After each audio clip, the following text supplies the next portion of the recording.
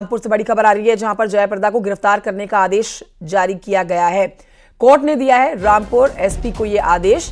जयाप्रदा को गिरफ्तार कर पेश करने का आदेश जारी किया गया है। जया के खिलाफ 7वीं बार जारी हुआ है नॉन बेलेबल वारंट। आचार संहिता उल्लंघन के 2 मामलों में ये नॉन बेलेबल वारंट जारी किया गया है। 2019 लोकसभा चुनाव के दौरान दर्ज हुआ था केस और देखिए तब से जितनी बार भी नॉन बेलेबल और वारंट जारी होता था जयाप्रदा नहीं पहुंचती थी, लेकिन अब स्वार और केमरी थाने में दर्ज था जो केस। कई बार बुलाने के बाद भी जब कोर्ट नहीं आई जयाप्रदा 27 फरवरी को होगी अब इस मामले पर सुनवाई।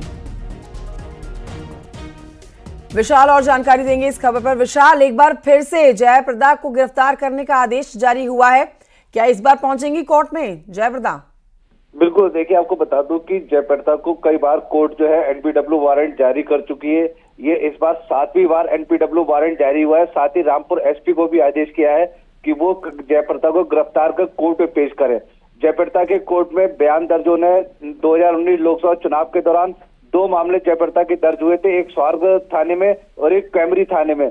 दोनों ही मामलों में उनके बयान दर्ज होने हैं, लेकिन वो अभी तक बयान दर्ज कराने अपने कोर्ट में पेश नहीं हो रही है, जिसको लेकर के कोर्ट ने उनके खिलाफ जो है एनपीडब्ल्यू वारंट जारी किया है। फिलहाल ये 7वीं बार कोर्ट में एनपीडब्ल्यू वारंट जारी किया है और अब 27 फरवरी को इस मामले में सुनवाई होगी। ठीक है, 27 फरवरी को भी इस पूरे मामले पर सुनवाई होनी है। एक बार फिर से पूरी खबर अपने दर्शकों को बता देते हैं। विशाल, लौटूंगे आपके पास। जयाप्रदा को गिरफ्तार करने का आदेश जारी किया गया है। कोर्ट ने दिया है रामपुर एसपी को इस पर आदेश। अब जयाप्रदा को गिरफ्तार करके पेश करने का आदेश जारी किया गया है। विशाल, शुक्रिया आपका जानकारी के लिए। बड़ी खबर इस समय की, और 7वीं बार ये नॉन बेलेबल वारंट जारी हुआ है जयाप्रदा के खिलाफ। आगे बढ़ रही खबर चित्रकूट से, जहां पर व्यापारी के बेटे की हत्या कर दी गई है। बदमाशों ने अपहरण करके व्यापारी के बेटे की हत्या की है।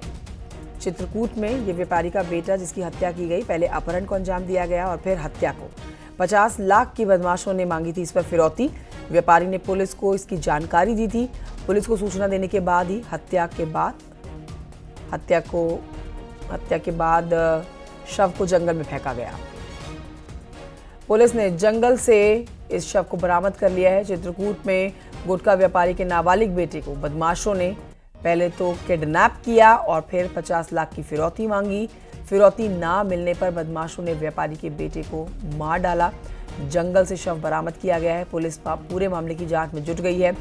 परिजनों ने इस मामले की सूचना पुलिस को पहले ही दे दी थी और हत्या के बाद अब पुलिस ने शव को बरामद कर लिया है। शक के आधार पर पुलिस ने 2 लोगों को हिरासत में भी लिया। पूछताछ की जा रही है।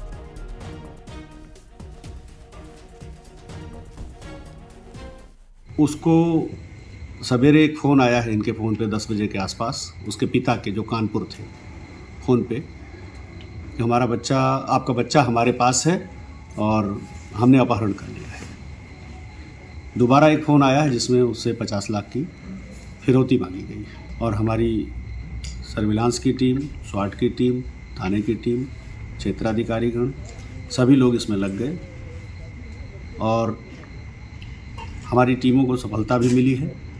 जो लोग इस घटना में शामिल हैं उसमें से कुछ लोग पकड़ लिए गए हैं। टीम ने उनकी निशानदेही पर देवांगना घाटी में पहाड़ के ऊपर जंगलों में मृतक का शव भी बरामद कर लिया है।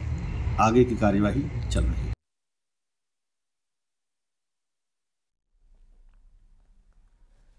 तो ये खबर आप तक पहुंचा रहे हैं चित्रकूट से, जहां पुलिस को सूचना इस मामले की दी गई थी और पुलिस के इस मामले में जांच पड़ताल पहले से ही शुरू करने से जो बदमाश थे वो बेहद खफा। उन्होंने इस अपहरण के बाद जान ले ली बच्चे की। अखिलेश और जानकारी के साथ जुड़ गए फोन लाइन पर। अखिलेश, पुलिस क्या कुछ बोल रही है? अब जब शव को पोस्टमार्टम के लिए भेज दिया है, पुलिस किस किस एंगल से जांच कर रही है? क्या कुछ पुलिस के हाथ अब तक लगा है?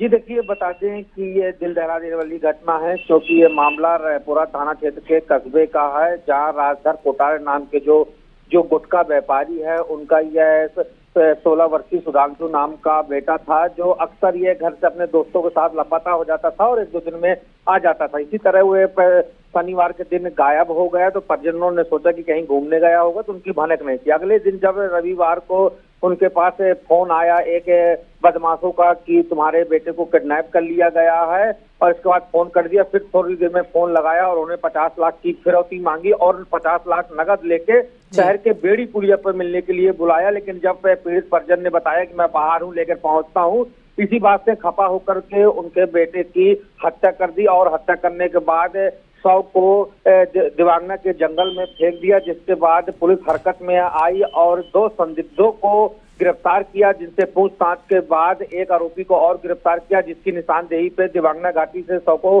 कब्जे में ले लिया। फिलहाल 3 आरोपियों को पुलिस ने गिरफ्तार कर लिया है और उनसे पूछताछ कर रही है। शुक्रिया आपका अखिलेश सोनकर जानकारी के लिए।